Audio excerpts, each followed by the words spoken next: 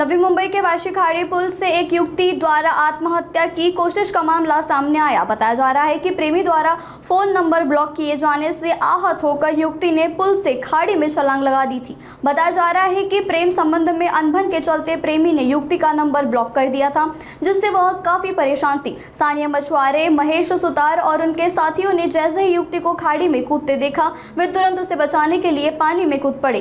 गनीमत रही कि स्थानीय मछुआरों की सूझबूझ और बहादुरी से उनकी जान बच गई। आज दिनांक 10/3/2026 रोजी रात्री आम्हाला नियंत्रण कक्षाहून कॉल आला होता की वाशी खाडी पुलावरून रेल्वेतून एका तरुणीने उडी मारून आत्महत्या करण्याचा प्रयत्न केलेला आहे।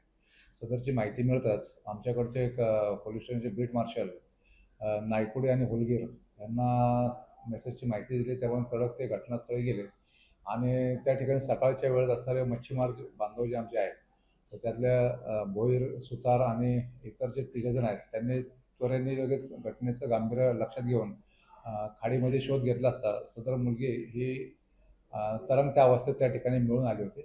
लगेच तिला तिथून आपण बोटीतून ताब्यात घेऊन किनाऱ्यावरती आणलं आणि ती व्यवस्थित जी प्रकृती त्यावेळेस व्यवस्थित होती। त्यानंतर तिला पोलीस स्टेशनला आणून तिची चौकशी केली, तर त्या मुलीने विमनस्क अवस्थेत म्हणजे घरगुती टेन्शनमध्ये येऊन तिने हा आत्महत्येचा प्रकार करायचा प्रयत्न केला होता असं निष्पन्न झालेलं आहे।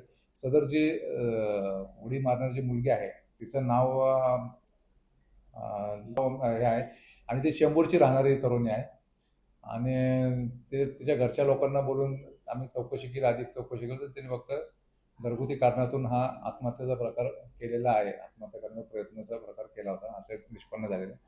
त्यानंतर समुपदेशन करून त्यांना परत असं कृत्य न करण्याची समज देऊन आणि या ठिकाणी जे सुतार मच्छीमार बांधव आमचे होते, सुतार आणि यांना चांगलं कृत्य केल्याबद्दल त्यांचे कौतुक करून त्यांना जाऊ देण्यात आलेलं आहे।